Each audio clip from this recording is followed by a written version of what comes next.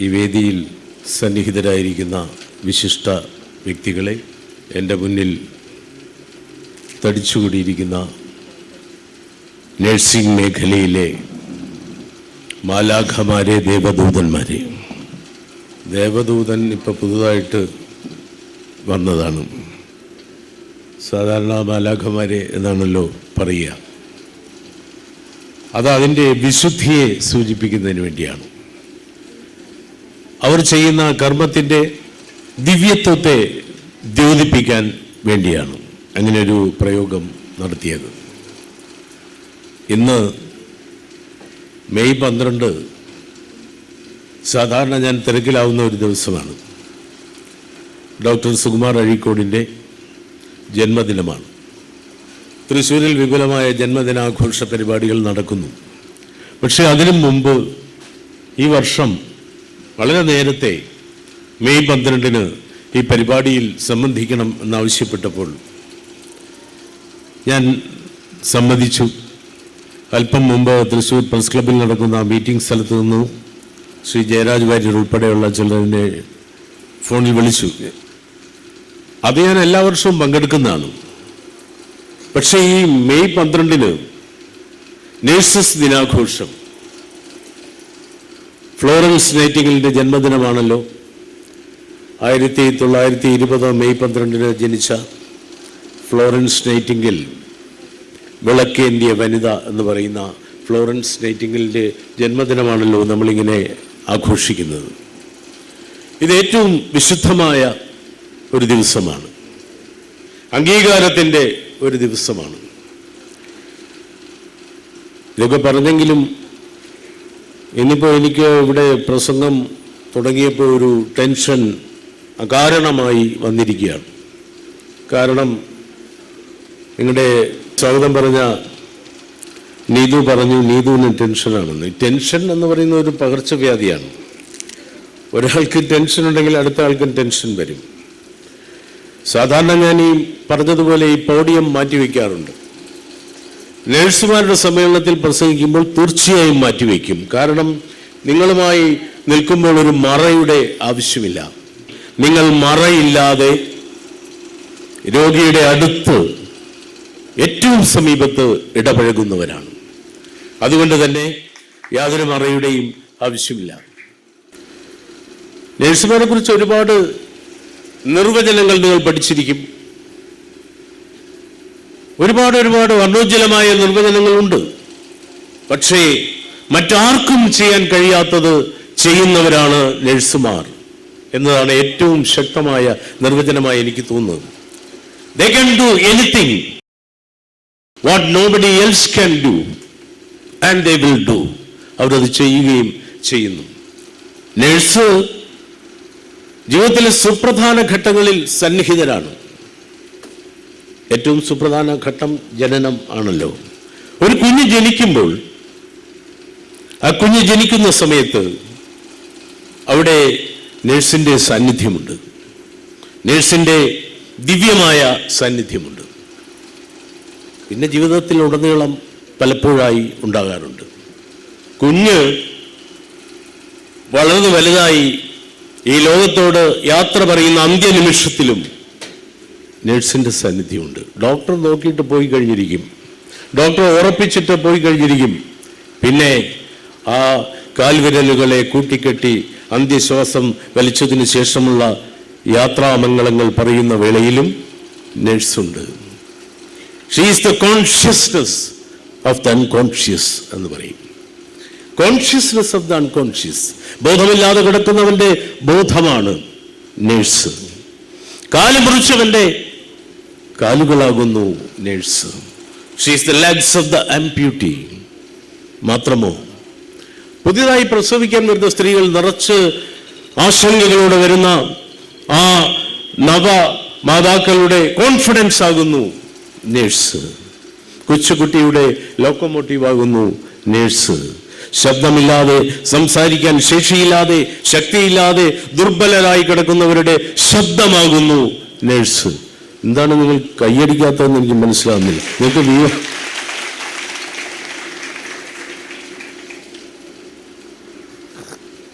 അല്ലെങ്കിൽ ഞാൻ ഇനിയും കൂടുതൽ നിർവചനങ്ങളിലേക്ക് പോകേണ്ടതായി വരും.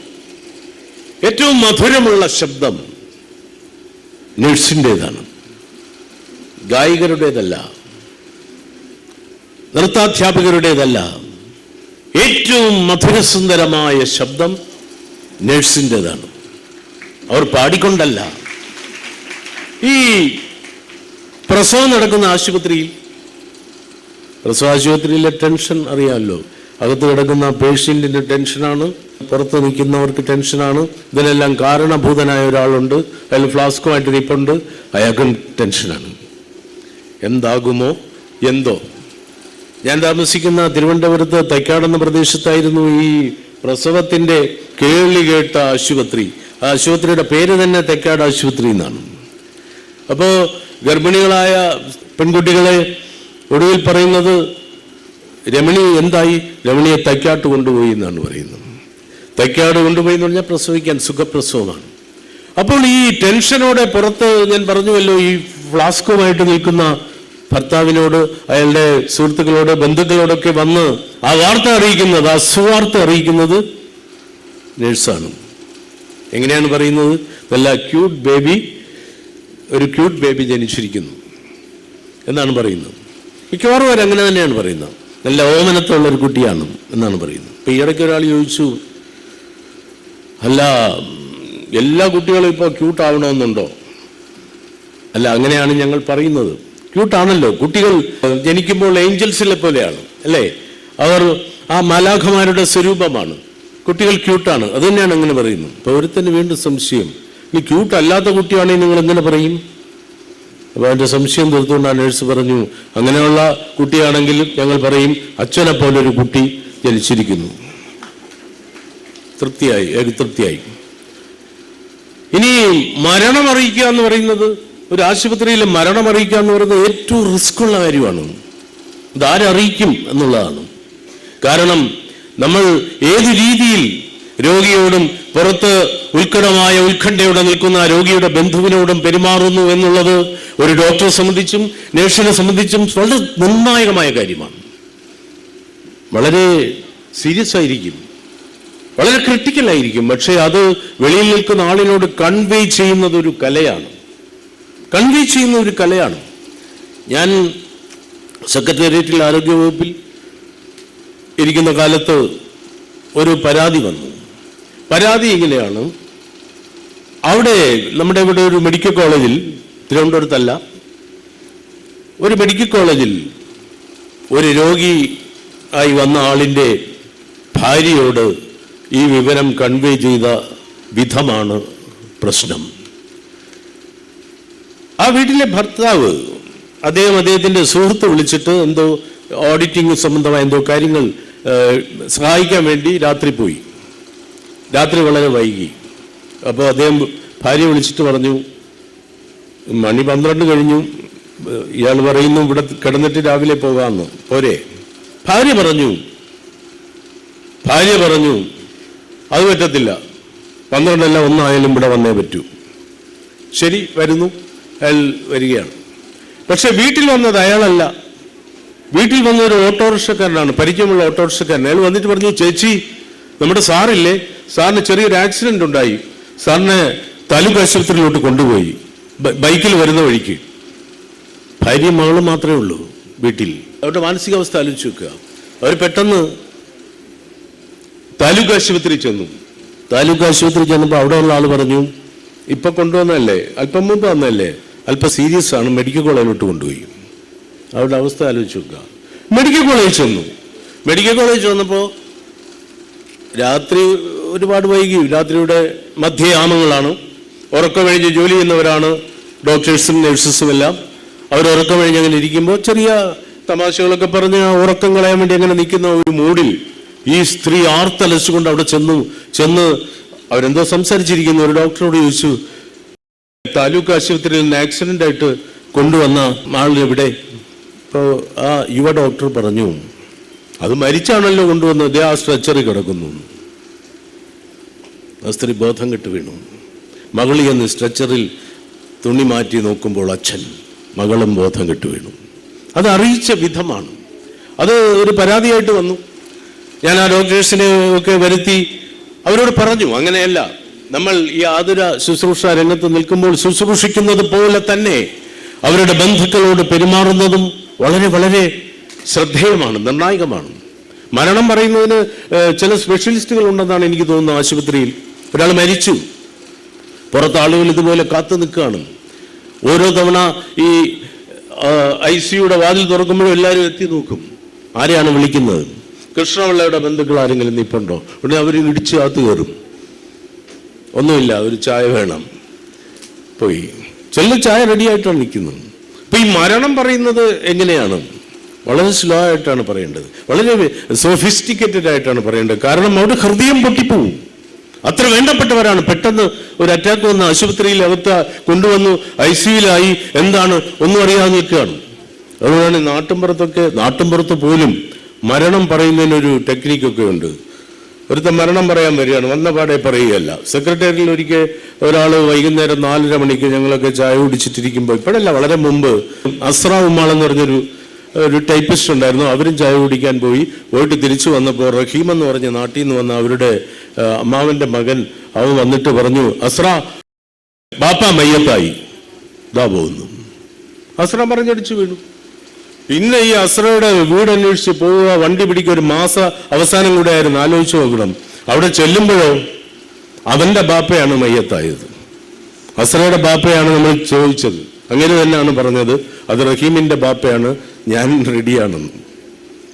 അപ്പൊ ഇങ്ങനെയൊക്കെ പറയാം. അതുകൊണ്ടാണ് വളരെ വിദഗ്ധമായിട്ടാണ് പറയുന്നത്. പിന്നെ മാമൻ കടയിൽ നിന്ന് വരുന്ന വഴിക്ക് ഒന്ന് ഇരുന്നു, മരണം പറഞ്ഞു വരികയാണ്. എന്നിട്ട് ഇരുന്ന വഴിക്കൊന്ന് കിടന്നു, എന്നിട്ട് കിടന്ന വഴിക്കൊന്ന് ചരിഞ്ഞ വഴിക്കൊന്ന് വലിച്ച വഴിക്ക് അങ്ങ് പോയി. അപ്പൊ അതൊരു ചെറിയ പ്രക്രിയയാണ്, ഒരു കലാപരമായ പ്രക്രിയയാണ്. ഈ വിധത്തിൽ ജീവിതത്തിന്റെ സമസ്ത ഘട്ടങ്ങളിലും ഒരു നേഴ്സിന്റെ സാന്നിധ്യവും സഹകരണവും പരിലാളനവും പരിചരണവും അനിവാര്യമായി തീരുന്നു. അതുകൊണ്ടാണ് ഞാൻ പറഞ്ഞത്, നേഴ്സിന്റെ ശബ്ദം ഏറ്റവും മധുരമുള്ളത് ആയിരിക്കുകയും വേണം. ബോസ്റ്റണിൽ, മസാച്യുസെറ്റ്സ് പട്ടണത്തിലെ ബോസ്റ്റണിൽ പണ്ട് ഒരു മൾട്ടി സ്പെഷ്യാലിറ്റി ഹോസ്പിറ്റലിൽ ഒരു നേഴ്സ്, ചെറുപ്പക്കാരി ഒരു നേഴ്സ് ഉണ്ടായിരുന്നു. ജൂലി ആൻഡ്രൂസ് എന്നായിരുന്നു അവരുടെ പേര്. വളരെ ചെറുപ്പക്കാരിയായ നേഴ്സ്, സുന്ദരിയായ നേഴ്സ്. ഈ നേഴ്സിനെ കുറിച്ച് വേറൊരു നിർവചനം കൂടിയുണ്ട്. A nurse should be cute enough to arrest the heart. കാണുന്നവരുടെ ഹൃദയത്തെ അറസ്റ്റ് ചെയ്യുവാൻ, ഹൃദയമിടിപ്പിനെ നിർത്തി ഒരു നിമിഷം സ്തംഭിപ്പിക്കുവാൻ കഴിയുന്ന അത്രയും സൗന്ദര്യമുണ്ടെങ്കിൽ നല്ലതാണ്. സൗന്ദര്യമുണ്ട്. കാരണം അവശതയിലും ദുരിതത്തിലും ദുഃഖത്തിലും വേദനയിലും എല്ലാം ആശുപത്രി ശയ്യയിൽ കിടക്കുമ്പോൾ ഈ വെള്ള വസ്ത്രങ്ങൾ അണിഞ്ഞു വരുന്ന നേഴ്സിന് നേരത്തെ പറഞ്ഞ പോലെ മാലാഖയുടെ പ്രതിരൂപമാണ്. നമ്മുടെ ഈ ജൂലി എന്ന് പറയുന്ന നേഴ്സിന് ശരിക്കും അത്രയും സൗന്ദര്യമുണ്ടായിരുന്നു. ആ നേഴ്സ് വളരെ മനോഹരമായ അവരുടെ ജോലികൾ നിർവഹിച്ചു പോകുക. അവരുടെ കല്യാണമായി നിക്സൺ എന്നൊരു ചെറുപ്പക്കാരനൊത്ത്. വളരെ ആർഭാടപൂർവമായ വിവാഹം. അവിടുത്തെ ഒരു കൺവെൻഷൻ സെന്ററിൽ വെച്ച്, ഇതുപോലൊരു കൺവെൻഷൻ സെന്ററിൽ വെച്ച് ആ വിവാഹം നടന്നു. അതിൻ്റെ റിസപ്ഷൻ കഴിഞ്ഞു. രാത്രി, അവരുടെ ആദ്യ രാത്രി ഒരുക്കിയിരിക്കുന്നത് ഒരു പഞ്ചനക്ഷത്ര ഹോട്ടലിലാണ്. വളരെ പേര് കേട്ട പ്രസിദ്ധമായ ശ്രദ്ധേയമായ പഞ്ചനക്ഷത്ര ഹോട്ടലിലാണ്. ആ പഞ്ചനക്ഷത്ര ഹോട്ടലിലേക്ക് നിക്സണും ജൂലിയും തിരക്കിട്ട് നടന്ന് പടവുകൾ കയറുമ്പോൾ ആരോ ആൾക്കൂട്ടത്തിനിടയിൽ നിന്ന് ആരോ വിളിച്ചു ചോദിക്കുന്നു, is there any doctor there? Is there any doctor there? Titanic എന്ന സിനിമയിൽ നമ്മൾ ഇങ്ങനെ ഒരു രംഗം കണ്ടതോർക്കുന്നുണ്ട് അല്ലേ? അവസാനം കപ്പൽ മുങ്ങി ഇവർ രണ്ടുപേരിലെ നായിക റോസിന്റെ എന്താണ് അയാളുടെ പേര്, ജാക്കും ഇങ്ങനെ ജാക്ക് മരിച്ചും റോസ് മരിക്കാതെയും അവരെന്നിട്ടും പിരിയാതെയും അങ്ങനെ കിടക്കുന്ന സമയത്ത്, എല്ലാ പ്രതീക്ഷകളും നഷ്ടപ്പെട്ട് കിടക്കുന്ന സമയത്ത്, ഈസ് ദെയർ എനിബഡി ലൈവ് എന്ന് ചോദിക്കുന്നുണ്ട്. ആരെങ്കിലും ജീവനോടെ ഇരിപ്പുണ്ടോ ആ ഭാഗത്തെങ്ങാനും എന്ന് ഒരു റാന്തൽ വിളക്കിന്റെ വെളിച്ചത്തിൽ വിളിച്ചു ചോദിച്ചുകൊണ്ട് ആ പ്രദേശത്തുകൂടെ, ആ കടലിലൂടെ ആരൊക്കെയോ അന്വേഷിച്ച് നടക്കുന്നതിൻ്റെ ഒരു രംഗം നമ്മുടെ മനസ്സിലുണ്ട്. ഇവിടെ ചോദിക്കുന്നത്, is there any doctor there? ഒരു നിമിഷം ആ രംഗം ആലോചിച്ച് നോക്കണം. വിവാഹം കഴിഞ്ഞു, റിസപ്ഷൻ കഴിഞ്ഞു, ആദ്യ രാത്രിയാണ്, അതിലേക്ക് പോവുകയാണ്. Is there any doctor there എന്ന് ചോദിച്ചപ്പോൾ നിക്സന്റെ കൈ നിന്ന് അടർന്ന് മാറി. ജൂലി അങ്ങോട്ട് നോക്കി. അവിടെ കുറേ ആളുകൾ കൂടി നിൽക്കുന്നു. ജൂലി ആ ഭാഗത്തേക്ക് ചെന്നു. നിക്സൺ അവിടെ തന്നെ നിൽക്കുകയാണ്. ജൂലി ഒന്ന് നോക്കുമ്പോൾ ഏതോ ഒരു ഫംഗ്ഷൻ വന്ന സ്ത്രീ, ഒത്തിരി തടിയുള്ള മധ്യവയസ്കയായ ഒരു സ്ത്രീ ബോധം കെട്ട് കിടക്കുന്നു, ഫെയിൻറ്റ് ചെയ്തിരിക്കുന്നു, അൺകോൺഷ്യസ് ആയിരിക്കുന്നു. ഡോക്ടേഴ്സിൻ്റെ ഭാഷ പറഞ്ഞാൽ കൊളാപ്സ്ഡ് ആയിരിക്കുന്നു. പെട്ടെന്ന് അവർക്ക് കൃത്രിമ ശ്വാസോച്ഛ്വാസം കൊടുക്കണം. CPR എന്നല്ലേ അതിന് പറയുന്നത്, കാർഡിയാക് പൾമനറി. കൃത്രിമ ശ്വാസോച്ഛ്വാസം കൊടുക്കണം. എല്ലാവരെയും തള്ളി മാറ്റി ജൂലി നഴ്സാണ്. എന്നിട്ടും വളരെ വേഗം കൃത്യമായി വൃത്തിയായി ഭംഗിയായി ആ ശ്വാസോച്ഛ്വാസ പ്രക്രിയ ചെയ്തപ്പോൾ ആ സ്ത്രീ കണ്ണു തുറന്നു. കണ്ണു തുറക്കുമ്പോൾ കാണുന്നത് അതീവ സുന്ദരിയായ,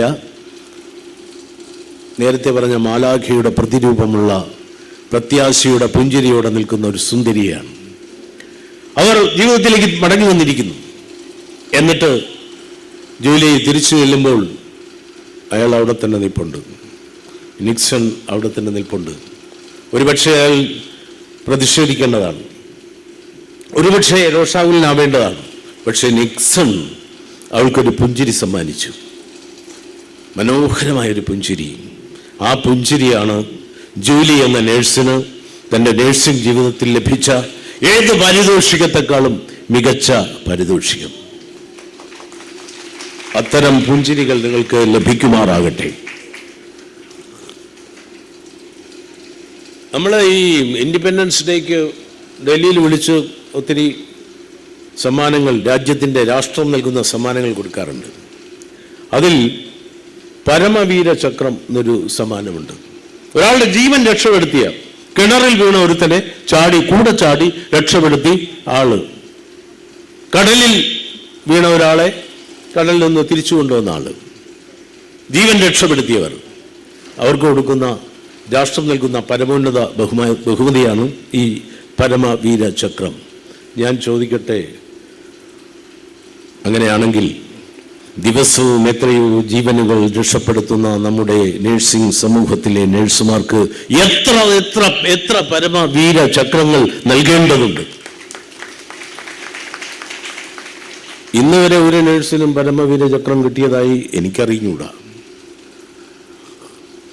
പക്ഷേ ആ പരമവീര ചക്രത്തെക്കാൾ മഹത്തരമല്ലേ, അതിനേക്കാൾ സമുന്നതമല്ലേ, ഉദാത്തമല്ലേ, ഉത്കൃഷ്ടമല്ലേ ആ സമയത്ത് ആ രക്ഷപ്പെട്ട രോഗിയുടെ ഈറനണിഞ്ഞ കണ്ണുകളിൽ നിന്ന് വരുന്ന നന്ദി സൂചകമായ നോട്ടം? അത് മാത്രമോ, അവരുടെ ബന്ധുക്കൾ അവരുടെ ആഹ്ലാദഭരിതമായ, സ്നേഹസാന്ദ്രമായ, വികാരതീവ്രമായ ആ നോട്ടങ്ങൾ, സ്നേഹത്തിൻ്റെ മസൃണമായ നിമിഷങ്ങൾ, ആ നിമിഷങ്ങൾ തന്നെയാണ് നിങ്ങളുടെ ജീവിതത്തിലെ ഏറ്റവും ഏറ്റവും അമൂല്യമായ നിമിഷങ്ങൾ. ഈ ആംബുലൻസ് പോകുന്നത് നമ്മൾ കണ്ടിട്ടുണ്ട്. ആംബുലൻസ് പോകുമ്പോൾ തിരക്കേറിയ റോഡിൽ ഭയങ്കരമായ ഗതാഗത കുരുക്കിൽ കിടക്കുമ്പോൾ ആംബുലൻസ് ഇങ്ങനെ നിലവിളി ശബ്ദത്തോടെ വളരെ വേഗം എല്ലാവരെയും തള്ളി മാറ്റി പോകുമ്പോൾ നമ്മൾ എന്താണ് ചെയ്യാറ്? പലരും എന്താണ് ചെയ്യാറ്? ഇനി ആംബുലൻസ് പോകുമ്പോൾ ഒന്ന് ശ്രദ്ധിക്കണം. വണ്ടി ഓടിച്ചുകൊണ്ടിരിക്കുന്നവർ ആംബുലൻസിന് വേണ്ടി ഒഴിഞ്ഞു കൊടുക്കുമ്പോൾ അവരുടെ മുഖത്ത് അസഹ്യതയാണ്. അവരിങ്ങനെ ഒഴിച്ചിട്ട് ആംബുലൻസിലോട്ടൊരു നോട്ടമുണ്ട്. ആരോ കടന്നു പോകുന്നു, നമ്മൾ ഒഴിഞ്ഞു കൊടുക്കുമെങ്കിലും പലർക്കും അതൊരു ശല്യമായി തോന്നാറുണ്ട്. ഞാൻ ഈ അടുത്ത കാലത്ത് ഒരു സ്കൂളിൽ പോയപ്പോൾ അവിടുത്തെ ഒരു അധ്യാപകൻ പറഞ്ഞു, എൻ്റെ ഗുരുവായി ഞാനിപ്പോൾ കാണുന്നത് 7Bയിൽ പഠിക്കുന്ന സുനിതയാണ്. സുനിത അവിടെ ഉണ്ട്. ഞാൻ സുനിതയെ നോക്കി, ഒരു കൊച്ചു പെൺകുട്ടി. ഞാൻ ചോദിച്ചു, സുനിത എങ്ങനെയാണ് ഗുരുവായത്? ഫ്രഞ്ച് പഠിപ്പിച്ചോ? ഞാൻ പറഞ്ഞു, ഫ്രഞ്ച് അല്ല പഠിപ്പിച്ചത്, ജീവിതം പഠിപ്പിച്ചു. ഇയാൾ റിട്ടയർ ചെയ്യുന്ന വർഷമാണ്. സുനിത ചെറിയ ക്ലാസ്സിൽ പഠിക്കുന്ന കുട്ടി. എന്താണ് സംഭവം എന്നറിയോ? ഈ റോഡ് സൈഡിലുള്ള ഒരു സ്കൂളായിരുന്നു, ക്ലാസ്സായിരുന്നു, പഠിപ്പിച്ചുകൊണ്ട് നിൽക്കുകയായിരുന്നു. അപ്പോൾ അവരുടെ പുറത്ത് ആംബുലൻസ് പോകുന്നു. അപ്പോൾ ഈ പഠിപ്പിച്ചുകൊണ്ട് നിൽക്കുന്നതിനൊരു തടസ്സം നേരിട്ടപ്പോൾ അദ്ദേഹം ഈ ആംബുലൻസ് പോകുന്നവരെ നിശബ്ദമായി നിൽക്കുമ്പോൾ ഈ കുട്ടി കണ്ണടച്ച് പ്രാർത്ഥിക്കുന്നു. ആംബുലൻസിൻ്റെ ശബ്ദം നിശബ്ദമാകുന്നതുവരെയും ആ കുട്ടി കണ്ണടച്ച് പ്രാർത്ഥിക്കുന്നു. അത് ഒരു അസാധാരണമായ സംഭവമായിട്ട് തോന്നിയിട്ട് ഈ സുനിതയെ വിളിച്ച് അദ്ദേഹം ചോദിച്ചു, സുനിത എന്താണ് കണ്ണടച്ച് പ്രാർത്ഥിച്ചത്? സാറ് കേട്ടില്ലേ? ഒരു ആംബുലൻസ് പോകുന്ന ശബ്ദം കേട്ടില്ലേ? ആംബുലൻസിൽ ആരായിരിക്കും? നമുക്ക് പരിചയമുള്ളവരായിരിക്കാം, നമ്മുടെ ബന്ധുക്കളോ സുഹൃത്തുക്കളോ ആയിരിക്കാം, ചിലപ്പോൾ നമ്മുടെ വീട്ടിലുള്ളവർ തന്നെയുമായിരിക്കാം, നമുക്ക് ഏറ്റവും ഹൃദയബന്ധമുള്ള ആരെങ്കിലും ആയിരിക്കാം. അവരങ്ങനെ വേഗതയിൽ പോകുന്നത് ആശുപത്രിയിലേക്കാണ്. ജീവൻ്റെ അവസാന തുടിപ്പും നഷ്ടമാകുന്നതിന് മുമ്പ് ജീവിതത്തിൻ്റെ തീരങ്ങളിലേക്ക് വീണ്ടും വന്നണയുവാൻ സാധിക്കുമോ എന്ന പ്രതീക്ഷയോടെ അവരോടൊപ്പം ഇരിപ്പുണ്ടാളുകൾ. ആ അവസാന ഭയവും തേടി ആശുപത്രിയിലേക്ക് പോകുന്ന ആത്മാവിന് ശാന്തി കിട്ടാൻ, ആശ്വാസം കിട്ടാൻ, ജീവിതത്തിലേക്ക് തിരിച്ചു വരാൻ, അതിനുവേണ്ടിയായിരുന്നു ഞാൻ പ്രാർത്ഥിച്ചത്. ആ പോകുന്ന ആംബുലൻസിൽ ആ രോഗിയോടൊപ്പം നേഴ്സുമുണ്ട്. ജീവൻ രക്ഷാ ഉപകരണങ്ങൾ ഘടിപ്പിച്ച് ആ വിധത്തിൽ നേഴ്സും പോകുന്നുണ്ട്. ഒരു ആശുപത്രിയിൽ നിന്ന് മുന്തിയ ആശുപത്രിയിലേക്ക്, ഇല്ലേ, മെഡിക്കൽ കോളേജിലേക്ക് കൊണ്ടുപോകണം എന്ന് പറയുമ്പോൾ ചിലപ്പോൾ വെന്റിലേറ്റർ സംവിധാനത്തോടുകൂടി ആംബുലൻസിൽ മെഡിക്കുന്ന ഹൃദയത്തോടെ ബന്ധുക്കളോടൊപ്പം ഇരിക്കുന്ന നേഴ്സുണ്ട്. നോക്കണം, ജീവിതത്തിൻ്റെ എല്ലാ ഘട്ടങ്ങളിലും നേഴ്സ് ഒരു ദൈവിക സാന്നിധ്യമായി നിലനിൽക്കുകയാണ്. നമ്മൾ ഈ കന്യാസ്ത്രീകളെ കുറിച്ച് പറയും, പുരോഹിതന്മാരെ കുറിച്ച് പറയും, അവരിങ്ങനെ ദൈവ വിളി കേട്ട് ഈ രംഗത്തേക്ക് വന്നതാണ്. സന്യാസിമാർ ദൈവം വിളിച്ച് വരുന്നതാണ് എന്നൊക്കെയാണ് പറയുന്നത്.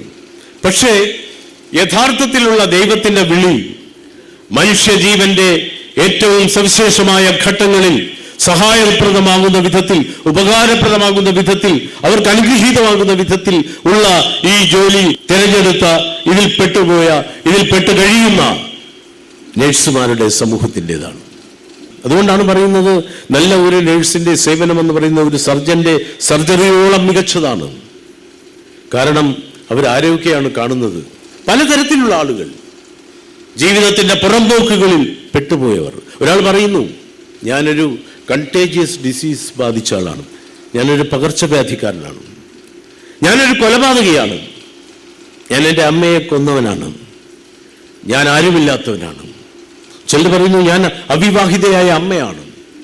ഇങ്ങനെ ജീവിതത്തിൻ്റെ അഭിശപ്തമായ ഘട്ടങ്ങളിൽ പെട്ടുപോയവർ, അവരെല്ലാം അവസാനം അവരുടെ സങ്കടങ്ങൾ പങ്കുവയ്ക്കുന്നത് നഴ്സിനോടാണ്. കാരണം ഡോക്ടറോട് ഇതൊന്നും പറയാൻ പറ്റില്ല. ഡോക്ടർ തിരക്കിലാണ്, ഡോക്ടർ വരുന്നു, സ്റ്റെത്ത് വയ്ക്കുന്നു, മരുന്ന് കുറിക്കുന്നു, ഡോക്ടർ പോകുന്നു, അദ്ദേഹം തിരക്കിലാണ്.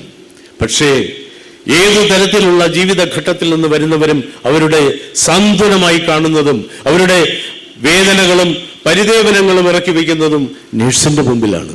അപ്പോൾ നേഴ്സ് പറയും, അതൊന്നും സാരമില്ല, ഇതൊക്കെ ജീവിതത്തിൻ്റെ ഓരോ ഘട്ടങ്ങളല്ലേ, ഇതൊക്കെ ഈശ്വരൻ്റെ ഓരോ പരീക്ഷണങ്ങളല്ലേ, സാരമില്ല, ഒക്കെയും ശരിയാവും.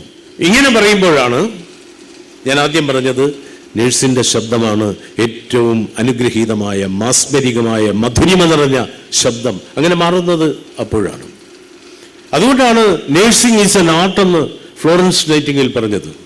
അതൊരു കലയാണ്, അത് കലാപരമായ ഒരു വിരുദാണ്. Nursing is an art. പക്ഷെ ഫ്ലോറൻസ് നൈറ്റിംഗേൽ അവിടെ നിർത്തിയില്ല. വെറും ആർട്ടല്ല, it is a fine art. ഒരു സുകുമാര കലയാണ്, സാന്ത്വനത്തിൻ്റെ കലയാണ്, ആശ്വാസത്തിൻ്റെ, സഹതാപത്തിൻ്റെ, അനുതാപത്തിൻ്റെ, ആർദ്രതയുടെ, പരിഗണനയുടെ, പരിചരണത്തിൻ്റെ എല്ലാമായ ഒരു അനുഗ്രഹീതമായ കലയാണ് നഴ്സിംഗ്. എന്നിട്ടും ഫ്ലോറൻസ് നൈറ്റിംഗേലിന് തൃപ്തി വരുന്നില്ല. ഒരു സെമി കോളൻ ഇട്ടിട്ട് ഒന്നുകൂടെ എഴുതി, the finest of the fine arts. എല്ലാ ഫൈൻ ആർട്ടുകളെക്കാളും ഫൈനസ്റ്റായ ആർട്ടാണ് നഴ്സിംഗ് എന്ന് ഫ്ലോറൻസ് നൈറ്റിംഗേൽ പറഞ്ഞത്. അതുകൊണ്ടാണ് ഫ്ലോറൻസ് നൈറ്റിംഗേലിനെ കുറിച്ച് കൂടി പറയാതെ ഞാൻ ഈ പ്രസംഗം അവസാനിപ്പിക്കുന്നത് ശരിയല്ല. ക്രിമിയൻ യുദ്ധകാലത്ത് നിങ്ങൾ പഠിച്ചതാണ്, നിങ്ങൾക്കറിയാവുന്നതാണ്, ഞാൻ ആവർത്തിക്കുന്നില്ല. ക്രിമിയൻ യുദ്ധകാലത്ത് വലിയ സമ്പന്ന കുടുംബത്തിൽ ജനിച്ച ആ പെൺകുട്ടി രാത്രികാലത്ത് വാർഡുകളിൽ ബ്രിട്ടീഷ് പടയാളികൾ, പരിക്കേറ്റ പടയാളികൾ കിടക്കുന്ന വാർഡിൽ ഒരു വിളക്കുമായി, റാന്തൽ വിളക്കുമായി ചെല്ലും. ഓരോരുത്തരുടെ അടുത്ത് ചെല്ലും. സ്നേഹത്തോടെ കുശലങ്ങൾ ചോദിക്കും. അവർക്ക് ആശ്വാസമാവും. ആരുമില്ലെന്നേ, യുദ്ധരംഗത്തൊന്ന് തൂക്കിക്കൊണ്ടിട്ടിരിക്കുക. അവരെ നോക്കാൻ ആരുമില്ല. രാത്രിയാകുമ്പോൾ ഈ കുട്ടി വരും. അതൊരു പ്രതീക്ഷയാണ്, അതൊരു ആശ്വാസമാണ്. എല്ലാ രാത്രികളിലും അവൾ എത്തുന്നു, ഓരോന്ന് ചോദിക്കുന്നു. അവരെല്ലാം വളരെ വളരെ എൻലൈറ്റൻഡ് ആകുന്നു, വളരെ മോട്ടിവേറ്റഡ് ആകുന്നു, ഒരു പ്രസന്ന മനസ്സിലേക്ക് തിരിച്ചു പോകുന്നു. അങ്ങനെ ഓരോരുത്തരടുത്തും പോയിട്ട് ഗുഡ് ബൈ പറഞ്ഞിട്ട് പോകുമായിരുന്ന, നഴ്സിംഗ് മേഖലയെ മോഡേണൈസ് ചെയ്ത, ആധുനികവൽക്കരിച്ച ഫ്ലോറൻസ് നൈറ്റിംഗേൽ.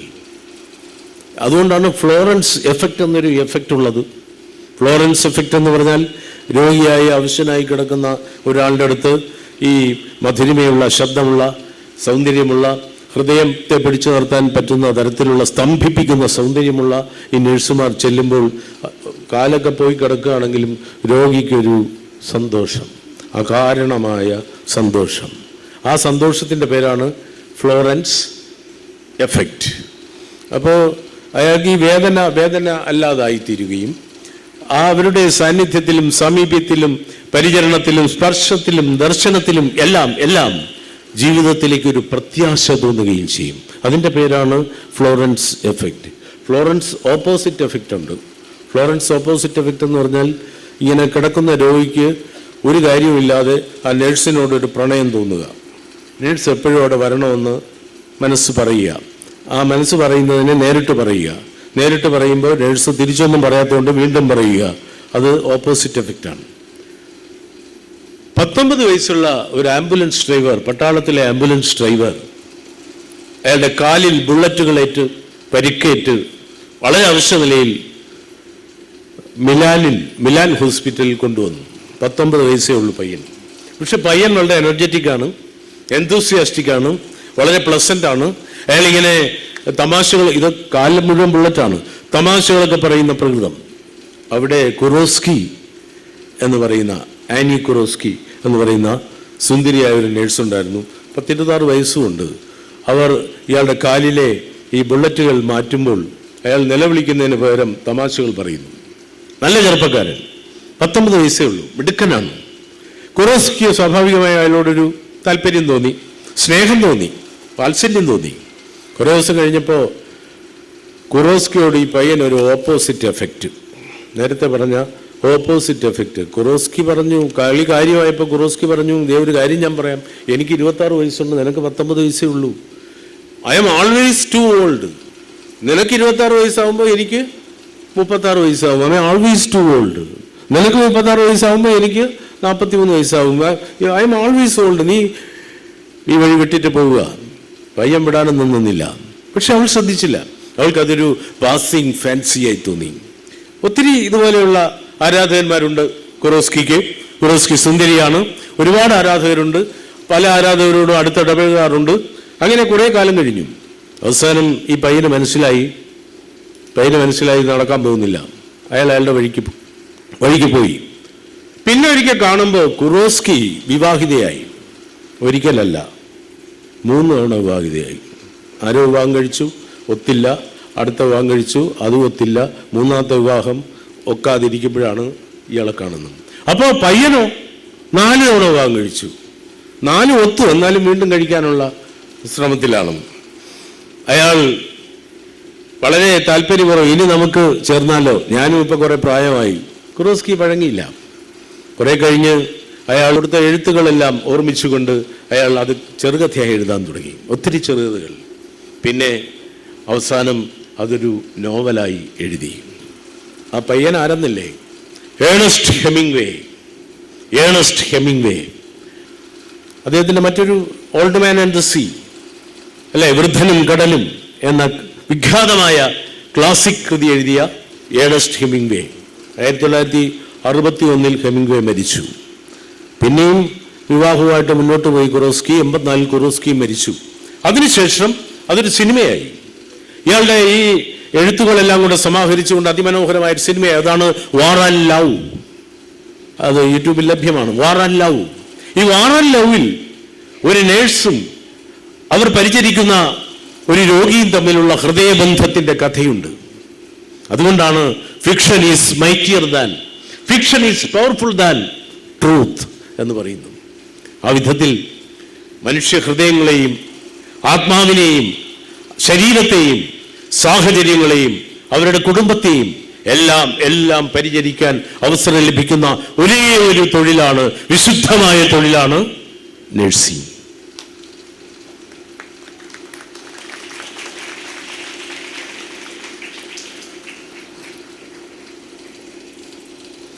എനിക്ക് തോന്നുന്നു ഇതിപ്പോൾ മെയ് 6 ആരംഭിച്ചെന്ന് 12 സമാപനമാണ്. ഞാൻ ഈ മെയ് 6 പ്രസംഗിച്ചിരുന്നെങ്കിൽ ഇതിനേക്കാളും കയ്യടി കിട്ടുമായിരുന്നു. ഇപ്പം കയ്യൊക്കെ അടിച്ച് ഒരവസ്ഥയിലായിരിക്കുകയാണ്. ഞാൻ അവസാനിപ്പിക്കുകയാണ്. ഈ വിശുദ്ധമായ അനുഗ്രഹീതമായ ഈ കർമ്മമണ്ഡലത്തിൽ വന്നുപെട്ട നിങ്ങൾ എന്തുകൊണ്ടും അനുഗ്രഹീതരാണ്, വാഴ്ത്തപ്പെട്ടവരാണ്. നിങ്ങൾ മാലാഖമാർന്ന് ഞാൻ ആദ്യം പറഞ്ഞു, അതോടൊപ്പം ഒരു വിശേഷണം കൂടി ചേർക്കുന്നു, നിങ്ങൾ പോരാളികളുമാണ്. ജീവിതത്തോട് ജീവൻ മരണ സംഘട്ടന രംഗങ്ങളിൽ വളരെ ധൈര്യത്തോടെ മുന്നോട്ട് പോകുന്ന പോരാളികളാണ്. എന്താണ് ധൈര്യം? ധൈര്യം എന്ന് പറയുന്നത് ഒരാളെ കുത്തിക്കൊല്ലുന്നതാണോ ധൈര്യം? അതെ, വലിയ പൊക്കമുള്ള പാലത്തിൽ നിന്ന് താഴ്ചയുള്ള കടലിലേക്ക് എടുത്തു ചാടുന്നതാണോ ധൈര്യം? ധൈര്യമെന്ന് പറയുന്നത് വിപൽക്കരമായ സന്ദർഭങ്ങളിൽ, അപകടകരമായ സന്ദർഭങ്ങളിൽ, വിഷമകരമായ സന്ദർഭങ്ങളിൽ എന്തു ചെയ്യണമെന്നറിയാതെ ആളുകൾ പൊതുവെ പകച്ചു നിൽക്കുമ്പോൾ ആത്മവിശ്വാസത്തോടെ, ആത്മധൈര്യത്തോടെ എന്തും വരട്ടെ എന്ന ഉൾക്കരുത്തോടെ മുന്നോട്ട് പോകുന്നതാണ് ധൈര്യം. അങ്ങനെയുള്ള ധൈര്യശാലികളാവണം നഴ്സുമാർ. അങ്ങനെയുള്ള ധൈര്യശാലികളാണ് നിങ്ങൾ ഓരോരുത്തരും എന്ന് പറഞ്ഞുകൊണ്ടും പ്രഖ്യാപിച്ചുകൊണ്ടും എല്ലാവിധമായ തൊഴിൽപരമായ മാഹാത്മ്യങ്ങളും ഉയർച്ചയും നിങ്ങൾക്കുണ്ടാകട്ടെ എന്ന് ആശംസിച്ചുകൊണ്ടും ഇന്നത്തെ ഈ നേഴ്സസ് ദിനം ഉദ്ഘാടനം ചെയ്തതായി നിങ്ങളുടെ അനുവാദത്തോടെ അറിയിച്ചുകൊണ്ടും എൻ്റെ വാക്കുകൾ ചുരുക്കുന്നു. നിങ്ങൾക്കെൻ്റെ നമസ്കാരം.